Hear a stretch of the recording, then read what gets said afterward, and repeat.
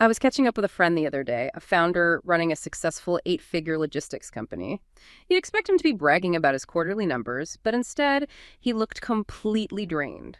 He pointed across the coffee shop to a teenager hunched over a laptop, furiously typing away, and said something that really threw me. I am terrified of that kid. I thought he was joking. I asked him why, expecting some punchline about TikTok trends, but he was dead serious. He pulled up his phone and showed me his company's workflow. Hundreds of employees, endless meetings about optimizing 10-year-old software, and months of red tape just to ship a simple update. Then he looked back at the kid and said, he's probably building a tool right now with AI and a no-code stack that does exactly what we do, but faster, cheaper, and with zero overhead. I'm steering a cruise ship. He's on a jet ski. It was a jarring contrast. Here was a man with all the resources in the world, feeling paralyzed by the very infrastructure that made him successful. He realized that everything he had built, the staff, the custom code, the processes, wasn't an asset anymore. It was baggage. It forces you to ask a brutal question. If you had to start today with zero history and only modern tools, would you build your business the exact same way? Or are you just polishing a dinosaur? That story, that image of the cruise ship versus the jet ski, it perfectly captures this drag that's created by legacy systems. His fear isn't just about competition. It's about this jet ski, this rapid technological force that's operating with what you could call a zero momentum mindset. My mindset that basically treats every existing process, every constraint, every line of old code as completely disposable. Right. So today we're diving deep into the blueprint for this really radical new approach. It's a philosophy known as Accelerationism. And we're going to explore how it demands a clean slate across technology, business, and even law. And you know, that founder's internal struggle, it's so much more than just tech anxiety. Yeah. It's a textbook case of what operations experts call operational drag. And it really highlights this massive paradox of modern scale. I mean, think about it. His success, his entire company was built on this immense, really intricate effort to optimize that highly scaled operation. Decades of work, probably. Exactly. You're talking about a decade, maybe more, spent managing process constraints, ensuring quality through, precise statistical process control, integrating these incredibly complex supply chains. The total value of all that accumulated optimization, it's a massive sunk cost. It feels insurmountable. It's his company's DNA. It is. But now, the rising tide of AI and modularity, it creates this direct, almost existential challenge. Does any of that historical optimization still matter if a competitor can just build the solution from scratch? Unburdened by all that history, using platforms that just inherently scale without all that legacy complexity. And that's the terrifying realization for him. That's the core conflict. The moment you realize your optimization is now your liability. That's the thing we're exploring today. You really have to understand the burden, the weight of that cruise ship before you can truly appreciate how radical the solution is. Okay, let's unpack this then. Before we get to the radical solution, we need to really feel the weight of that cruise ship. What are these operational systems that were designed for stability and efficiency, but ultimately become the baggage that paralyzes a successful company? You're almost suggesting that the very idea of continuous improvement is the problem. Precisely. That's the wall the founder hit. The wall of incrementalism. Traditional operational systems, their foundations are built on philosophies like continuous improvement. Yeah. Right? Small, steady changes. Small, ongoing, cyclical refinement. You often hear about the plan-do-study-act cycle, sometimes called the Deming wheel. The entire goal is rooted in finding and eliminating waste, what in Japanese is called muda, and controlling variability. I know this cycle well. You plan a change, you implement it, the do part, then you measure the results, you study it, and then you act to either standardize that change or just start the whole cycle over again. So why does that virtuous cycle become a trap? Why does it limit innovation? It's the study phase. That's the trap, because the entire framework assumes you're trying to make the existing process incrementally better. You're always operating within its current structural constraints. So if your process takes 4 weeks, you study it to make it 3 weeks and 5 days. You're not studying it to make it 4 seconds. The tools themselves, they reflect this limitation. Okay, so give me an example of the kind of meticulous but ultimately constraining analysis that these companies rely on. Well, it looks like using these highly detailed, very specific analytical tools to solve microscopic problems. The whole point is to find what we call assignable, causes of variation. Assignable causes, meaning something specific you can blame? Exactly. Something you can trace and fix. It could be a machine that's out of calibration, or maybe a poorly trained staff member, or a specific bad batch of materials that's traceable. So they use tools to hunt these things down. Right. To control that variability and eliminate waste, these legacy systems rely so heavily on tools like Pareto charts, scatter diagrams, and those cause and effect diagrams. You've probably seen them, the classic fishbone diagram. Walk us through one of those, the Pareto chart. What does that do? So the Pareto principle, the 80-20 rule, a Pareto chart helps you rank all those assignable causes by their frequency or their impact. The idea is to focus on the vital few problems that are causing, say, 80% of the disruption. So you're not boiling the ocean, you're just fixing the biggest leaks. Exactly. And the cause and effect diagram, the fishbone, helps you map out all the potential factors, people, procedures, materials, the environment, and trace them back to the core problem. It's incredibly thorough. So if our logistics founder is having trouble with late deliveries in one specific region, he launches a whole project, spends weeks, maybe months, with charts and diagrams just to trace it back to a single driver's route planning software having a glitch. Yes. And the fix is always a marginal gain. You update the software for that one driver's route. The very act of meticulously measuring the current system and designing a solution to fix that one specific assignable cause. It inherently assumes that the overall slow 10-year-old system is worth saving in the first place. So it's a framework that's fantastic for quality control and stability. The best. But it's terrible for velocity, for revolution. Absolutely terrible. Right. And that perfectly describes the paralysis he's feeling. Spending months in meetings just to push a minor software update that fixes some tiny deviation that a checklist or a fishbone diagram identified. And this intense focus on eliminating friction, I see now how it leads directly to the core problem with something like lean systems. You got it. Even the most sophisticated lean systems, which were designed explicitly to maximize value by eliminating waste and delays, they require this enormous internal discipline to maintain. Lean is basically the pursuit of absolute perfection, but only within a very defined structure. And what are the key components of that? Well, it includes relying on these really close supplier ties for just-in-time delivery, implementing very small lot sizes, which, by the way, necessitates extremely brief setup times or changeovers. So you can switch production quickly. Instantly, ideally. And then using the pull method of workflow, which is often managed with a system like Kanban. Okay, hold on. If the whole purpose of lean is to eliminate waste and speed things up, why does it create the kind of paralyzing baggage our founder is dealing with? I mean, wouldn't a lean company be a jet ski? In theory, yes, it should be.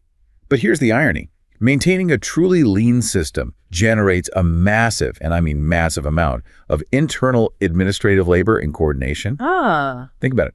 The pull method means you only produce something when the next workstation or the final customer signals that they need it.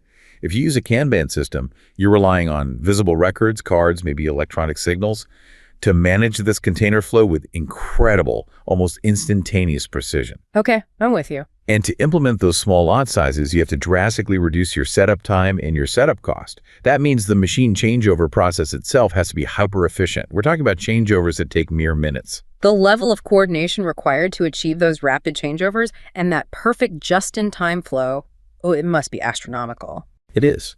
And if you fail, even slightly, at that level of discipline, the administrative overhead required to manage the inventory, to coordinate suppliers who have to be perfectly synchronized, to track that flow, that overhead simply becomes the new form of waste. It's the muda of administration. So the system designed to eliminate waste creates a whole new category of it. And that's where the founder is now. He's sinking under the weight of coordinating all those highly dependent, tightly integrated parts of his own complex system. He's stuck. He's just polishing that slow dinosaur, trying to keep this highly engineered structure from collapsing under its own weight. And so much of that administrative red tape, it must stem from dealing with the fundamental physics of production, things like constraints and capacity management. You mentioned the theory of constraints, or TOC. Can you explain for the listener why every large, successful business is, in a way, fundamentally fighting a losing battle against the bottleneck? The theory of constraints, which was popularized by Eli Goldratt, it's simple on the surface, but it's incredibly profound. A system's performance, its total output, is ultimately governed by its bottleneck. That's the one resource, the one process, the one step with the lowest capacity. The weakest link in the chain. The weakest link. So if our founder system has 1,000 steps, but one single legacy software API can only handle 1,000 transactions a day, his entire 8-figure business is financially throttled by that one single slow 1,000. So the company has to focus all of its energy, all its resources on increasing throughput, which is the rate at which sales actually generate money, while at the same time reducing inventory and operating expense. And the bottleneck dictates the pace of all of it. Absolutely. The financial outcomes you care about, net profit, return on investment, they are directly, inextricably linked to how effectively you manage that bottleneck. You have to subordinate everything in the company to the pace of the slowest part.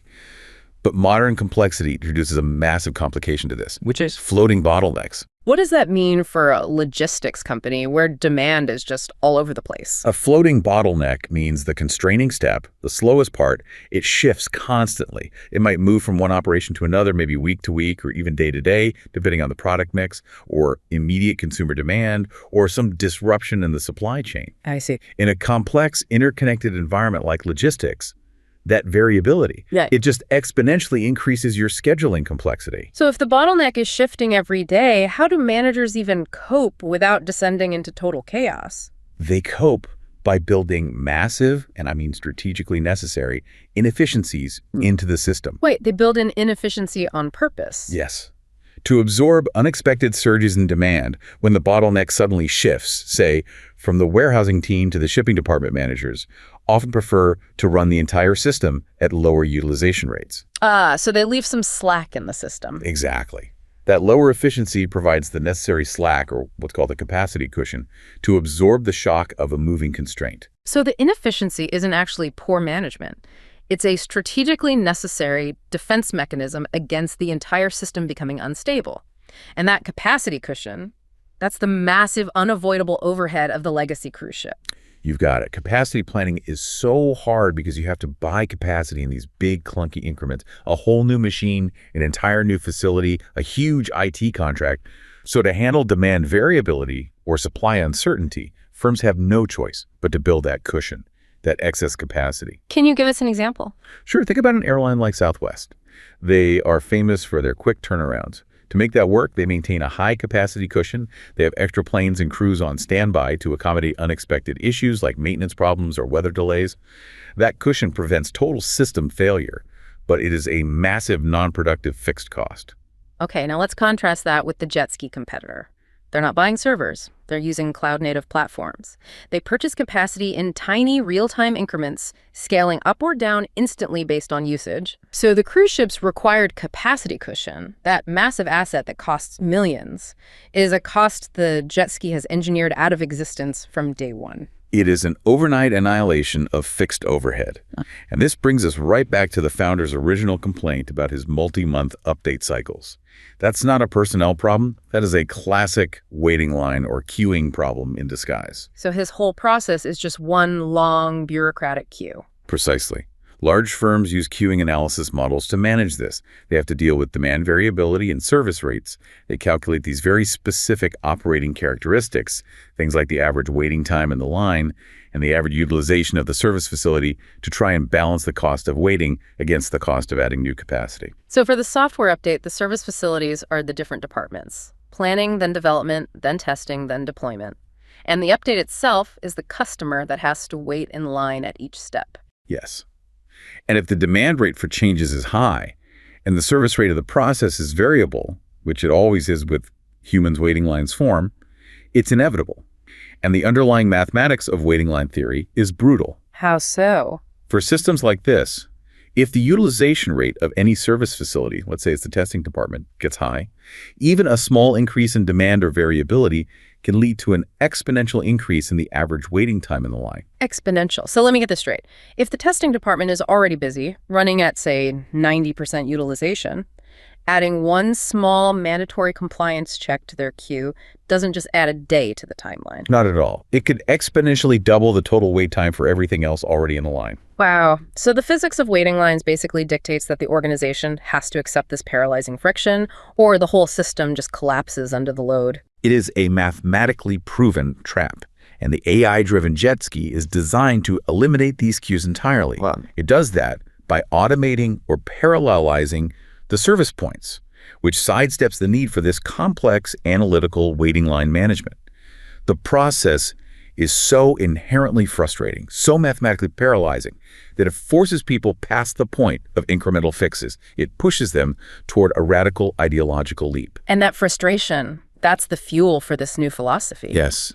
The pervasive frustration with that labyrinthine cruise ship complexity, the queues, the floating bottlenecks, the administrative burden, that is the cultural fuel for this radical departure. So we really need to define the ideology that drives this desire to just tear it all down and rebuild everything. Which brings us to accelerationism. The name itself sounds provocative, almost alarming, as if the goal is just pure chaos. But what's the history of this idea? Where did it come from? It has very complex and yes, sometimes frightening roots. And it's really important to note that the term is used across various and often opposing political groups. So it's not one monolithic thing. But historically, it originated in critical theory, and it was often associated with what was called the ultra-left. And what was the original thesis driving that ultra-left perspective? Well, it was a paradoxical position, and it was rooted in critical philosophy. Certain thinkers were involved in shaping this thesis and I'm paraphrasing here, if capitalism generates its own forces of dissolution, then the necessity is to radicalize capitalism itself. The worse, the better. The worse, the better. So it wasn't about putting the brakes on the capitalist machine. No, quite the opposite. It was about speeding it up to the point of structural failure. The idea was to allow a new, fundamentally different system to emerge from the wreckage. In its origins, it was a goal of revolutionary destruction, and that destruction was to be driven by speed. That sounds like a fundamentally political and destructive goal. How does that translate into the kind of technological optimism that our founder's jet ski competitor seems to embody? They seem to be building, not destroying. That's the crucial shift. The modern iteration, often termed effective accelerationism, ESEC, filters this radical energy entirely through the lens of technology and markets. This movement explicitly views the combination of technology and capital as the techno-capital machine. The techno-capital machine. Yes. And they see it not as a vehicle for collapse, but as the, and this is a direct quote, engine of perpetual material creation, growth, and abundance. So it's a complete inversion. It moves from wishing for the system's collapse to actively trying to build the most powerful version of the technological engine possible. They see technology as an imperative. Exactly. It aligns very closely with what you might call the techno-optimist manifesto worldview. It believes in conscious, deliberate action to push for accelerated technological progress. It views technology as this unstoppable, self-optimizing force that must be maximized regardless of traditional societal or organizational constraints. And they would argue that this push for technological advancement needs to be decoupled from political constraints. That's a core tenet. The goal is to remove the brakes completely. So when you adopt that accelerationist mindset, this view that technology must be maximized at all costs, the operating principle that emerges from that is this clean slate philosophy. How does that apply back to the logistics business? The clean slate philosophy is the ultimate expression of that zero momentum mindset we talked about.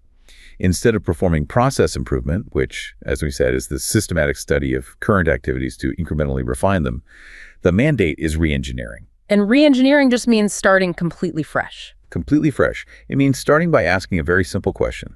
How does the customer ideally want to deal with a company, assuming zero historical baggage? And then you design and build the system from scratch to meet that one ideal objective. You deliberately ignore how the current 10-year-old process works, and you ignore all the bottlenecks and queues it currently contains.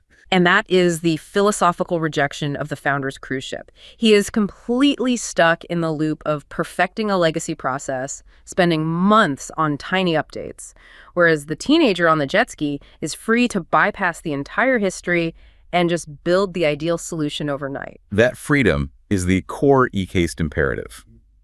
The rejection of legacy isn't just applied to business processes. It's extended very aggressively to societal systems.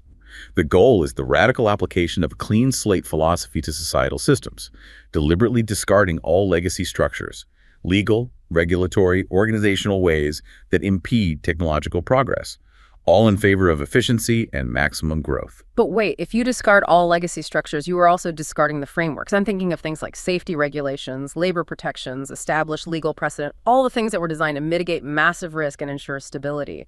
How do they justify that level of structural discard? They frame the legacy structures themselves as the ultimate bottlenecks. Regulations are the bottleneck? Yes.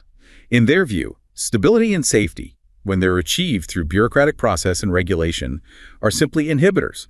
They inhibit the exponential growth that they believe is required for abundance. They argue that technological progress, if it's maximized, will solve problems faster and more efficiently than any human bureaucratic system ever could. It's a fundamental argument for radical velocity over measured prudence. Okay, so let's look at the domains where this radical build-from-scratch philosophy is being proposed. Let's move from the operational level up to the national and even global scale. This is where that zero-momentum mindset really attempts to move mountains, or as you said, completely bypass them. And this is one of the most critical aspects of the EAC mandate. It's driven by this core belief that centralized regulatory control is fundamentally antithetical to exponential technological growth. The zero-momentum mindset is seen as absolutely critical for bypassing the crippling regulatory frameworks that slow down development. So instead of trying to improve the efficiency of, say, the permitting process for a new power plant, which can take years, a decade sometimes, the goal is to skip the entire permitting process by fundamentally changing the nature of the infrastructure itself. That is the core idea. There's this explicit goal to accelerate infrastructure development, specifically for energy and compute, through radical leaps, not incremental improvements. The argument is that the only way to achieve the scale necessary for something like ubiquitous AI is to remove the multi-year, multi-agency regulatory hurdles that currently plague all large public works. And the proposed method for this relies on advanced AI and something you called modular architectures. How exactly does a modular architecture sidestep these entrenched, slow-moving processes? Well, modularization allows for components to be built and tested rapidly in standardized units, often off-site in a factory setting. This dramatically reduces the need for bespoke, multi-year, site-specific planning and regulatory approval. I see. So the idea is, if you can build a clean, self-contained energy unit that can be deployed quickly with minimal environmental or safety variability, you eliminate the need for the traditional multi-phase review process because it's already been approved as a standard module. Exactly. You standardize the unit, not the site. And this stands in such stark contrast to traditional project management, which is defined by these linear known constraints. Let's compare that to the rigorous methodologies that firms currently use, something like PRT CPM networks. Okay, so PERT is Program Evaluation and Review Technique. CPM is Critical Path Method. These are the cruise ship models for building big things. They are. These methods are built on precisely defined activities. Every single activity is meticulously defined by a normal time. That's the expected duration and a crash time. And crash time is? That's the fastest possible duration you can achieve, but only by spending more money, throwing more resources at it. And the goal of this whole exercise is to identify the critical path, the specific sequence of activities that dictates the project's total duration, and then you can optimize the cost and time along that one specific sequence. Yes. You're always managing trade-offs. Projects like major public construction or military development, they require this meticulous cost analysis over years. The process is inherently slow because it's managing known linear constraints. You have to calculate the cost difference between the normal time and the crash time for every step to determine if crashing an activity is even financially viable. So you're always optimizing within these fixed constraints. Always. The accelerationist view, though, just bypasses that entire painstaking process. It's not about finding the cheapest way to shave 2 weeks off a 6-month delay. It's about using automation and modular design to eliminate the entire 6-month process in the first place. The complex analysis required to determine if crashing an activity is viable, it just becomes obsolete.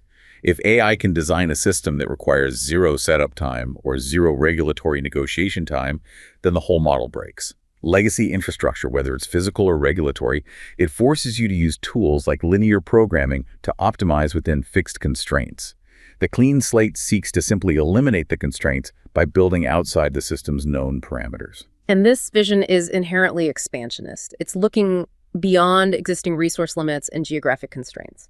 So if they can build these new systems without the regulatory baggage, what does their new global operational model actually look like? This is what you could call the expansionist vision. It promotes a mindset that seeks to expand human capabilities and conquer resource limits through these technological leaps. And the core strategy is a radical build-from-scratch approach that leverages global remote-first teams and cloud-native platforms. I can immediately see how that bypasses the cruise ship constraint of having fixed physical locations. If our logistics founder is constrained by having a physical warehouse in Moline, Illinois, and he has to manage localized labor and freight costs, the jet ski is completely unburdened by those traditional geographical constraints. That is the power of being unhindered. And you have to contrast this with how traditional global supply chains are designed. They're incredibly complex, physically constrained networks. They rely on things like locating abroad to leverage comparative cost advantages or creating strategic alliances to manage global logistics and cost benefits. You are always making painful trade-offs based on geography and the physical flow of goods. Which forces traditional supply chain managers into a very difficult strategic choice, right? They have to choose between two painful extremes. That's right. They have to choose between an efficient supply chain strategy and a responsive supply chain strategy. Explain the difference. An efficient supply chain works best when you have predictable demand. It focuses ruthlessly on low cost, a very low capacity cushion, and extremely high inventory turns. Think mass-produced staples like canned soup or paper towels. Predictable and cheap. And the responsive strategy. That's for a world of volatile demand, high variety, and high uncertainty. Think consumer electronics or fast fashion. It requires a high-capacity cushion and a lot of flexibility, which inevitably leads to higher operating expense and lower profit margins. A traditional firm has to consciously choose one strategy or the other. If you try to do both, you risk being mediocre at both. And the clean slate approach, it just tries to render that choice irrelevant. Precisely. The clean slate mandate aims to engineer a system that is so flexible and so fast by leveraging digital components, massive automation, and minimizing physical inventory to the absolute bare minimum that the traditional trade-off between efficient and responsive just vanishes. The system is inherently both simultaneously. And that would eliminate the entire analytical layer of traditional inventory management. I mean, companies spend millions calculating optimal stocking levels. The whole model of calculating weeks of supply, optimizing lot sizes, using the economic order quantity EOQ model to balance ordering costs against holding costs, all of that is just superseded by a real-time virtual inventory management system where the latency approaches zero. The optimization tools themselves become obsolete.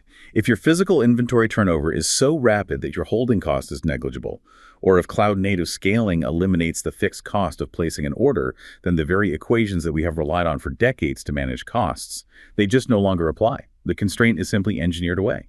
Which brings us to the final piece. The clean slate imperative applies directly to the core societal functions: labor, governance, and resource allocation. This seems like the inevitable conclusion of the jet ski mindset. If the goal is maximum efficiency, then the system designed to manage human inefficiency must be re-engineered. This is where the founder's fear truly materializes. The mechanism here is using AI-driven automation and productivity tools to fundamentally re-engineer these systems for maximum growth and efficiency, and again, discarding all the legacy structures that were designed around human limitations. And the human resources systems, the entire field of human capital management that legacy organizations have spent decades refining, the systems designed to manage human variability, suddenly become obsolescent. Think about it. Think about the complex legacy systems designed just to manage human productivity. Organizations use detailed labor productivity ratios measured in dollars per hour or units per worker just to gauge efficiency. They track supply options, they manage hiring and layoffs, and they have to balance labor capacity against demand requirements, constantly monitoring things like undertime when employees are paid but not fully utilized, or overtime. All of that analysis, all of that management overhead is designed to manage the human factor, which is the most variable, the most expensive, and the most constrained resource in any traditional organization. Yes, these systems exist to manage human variability, fixed costs, and scheduling complexity. The massive meetings and the red tape that our founder complained about were often a result of trying to manage the complex interaction between departments, all staffed by humans who require fixed schedules, sick days, vacations, and management oversight. But when an AI stack eliminates the need for that human layer of complexity, the need for scheduling, the time spent managing employees who are only 90% utilized, the entire optimization framework just disappears. The AI system simply achieves 100% utilization with minimal administrative costs. The ability of AI to model and execute tasks with extremely low variability means the need for human safety stocks and human capacity cushions is drastically reduced. All the historical friction points, negotiating fixed schedules, dealing with diverse work elements, dealing with human-centric bottlenecks, they are engineered out.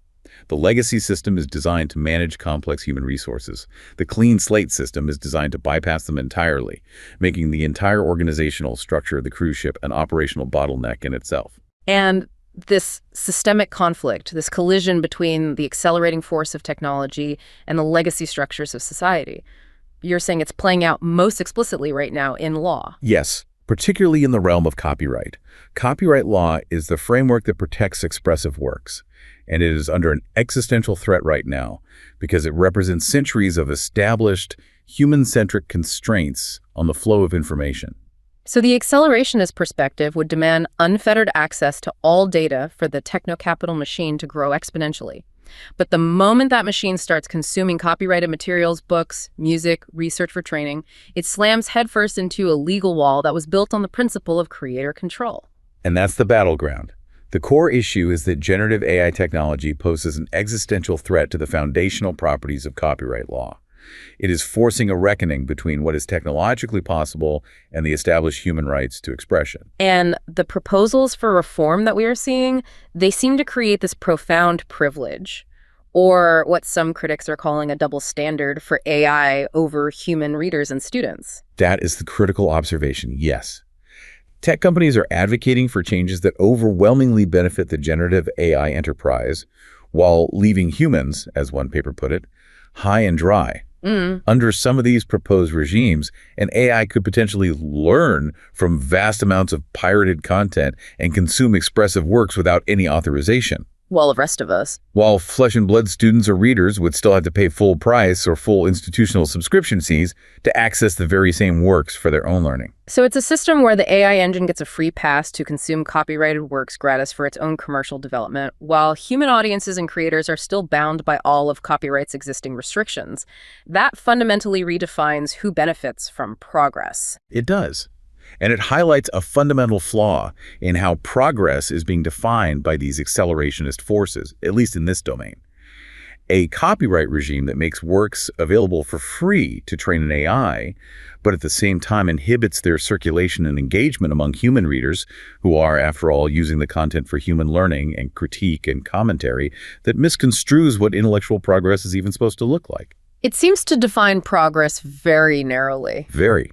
It focuses only on technological development rather than the core mission of copyright, which is promoting the progress of science and useful arts for human engagement. It effectively weaponizes the law to benefit a few powerful technology companies with unfettered data access while maintaining tight control over information access for the rest of society. That creates huge rule of law concerns. And one of the most contested legal flashpoints right now is the attempt by tech interest to implement what's being called the neo-formalities movement into copyright law. Okay, explain that concept in practical terms. What does neo-formality mean for a novelist or a musician? It means reversing the burden of protection. They're pushing for a system where authors would have to affirmatively opt out of AI training data sets. So the default is that they can use your work. Yes. This fundamentally flips the traditional vesting of copyright entitlements. Historically, copyright vests without any formality. You own your work the moment you create it, and a copier has to ask for your permission. The neo-formalities push places the entire administrative and financial burden squarely on the creator to actively defend their work from the AI training machine. So instead of the default being protection, the default becomes free use by AI unless I, as the creator, take specific affirmative steps to prevent it. That's a massive procedural hurdle for an individual creator. I know there's been some significant pushback against this default access assumption. A huge amount, yes. Entities like Spawning.ai have emerged as a direct counter-response. This is a collaborative effort. It involves academics, musicians, artists, and they develop tools designed to help artists regain control of their digital works. How does it work? Well, their Have I Been Trained database, for example, allows an artist to search the training data used for many large generative AI models to find out whether their works have been consumed. So that system provides creators with the visibility and the tools they need to control which AI enterprises can and cannot use their works. It offers a much-needed lever against this default opt-in assumption being proposed by some industry factions. It enables that control. But even beyond the practical control mechanisms, the ultimate legal question It really comes down to fair use. Right. The idea that unauthorized copying is permissible under certain circumstances, usually for transformative uses like critique, commentary, or parody. And the AI argument is that consuming these vast data sets constitutes generalized learning or research, which they claim should be protected under fair use. But established case law on generalized learning runs directly contrary to that argument, doesn't it? I mean, that's where the deep legal fissure really opens up. It does. The established precedent, and this goes back decades to landmark decisions like the Texaco case in the Second Circuit, is unmistakable on this point. Unauthorized copying in service of a generalized project of learning or research is not per se fair use. Okay, let's make that really clear for everyone. Even if a corporation or a researcher is studying, say, global trends in chemistry, they can't just go and photocopy hundreds of copyrighted journal articles for their personal research database and then claim fair use simply because the activity is generalized learning. Precisely. The court, in those influential rulings, noted that it would be extravagant for a company doing generalized research to gain fair use installation simply because the activity is research, especially if that research activity involved mass, unlicensed copying. That long-standing precedent directly conflicts with the foundational argument of generative AI, that consuming entire datasets merely constitutes generalized learning protected by law. The speed and scale of the techno-capital machine are colliding head-on with the established rule of law, and the outcome of that collision will determine whether the clean slate mandate is legally imposed or structurally contained. So at the end of the day, we've detailed two just vastly different worlds. We have. In one world, success requires the relentless incremental focus of traditional operations management. That's the cruise ship model. This world is defined by history, by friction, where managing flow, capacity, and inventory demands this incredible analytical precision. Yep. You're constantly calculating metrics like weeks of supply. You're optimizing lot sizes using the economic order quantity, EOQ model to balance your costs, and you're identifying and resolving specific bottlenecks through the theory of constraints. Success is measured by your ability to optimize within fixed, known constraints. And in the other world, the world of the zero-momentum jet ski, the goal is not to optimize the existing system at all. It's to discard that complexity entirely. The clean slate imperative seeks to build faster, cheaper, and with zero legacy overhead by bypassing physical constraints and political friction using AI, modularity, and cloud-native scaling. The cruise ship founders company is optimized for a world of predictable physical supply chains and analog laws, whereas the teenager on the jet ski is operating in a fluid world where AI, automation, and cloud-native scaling eliminate the operational bottlenecks, the queuing traps, and the human variability that cripple legacy organizations. The tension here is between history and velocity, and the challenge lies in how long the painstakingly constructed, fragile framework of the past can withstand the accelerating force of the future.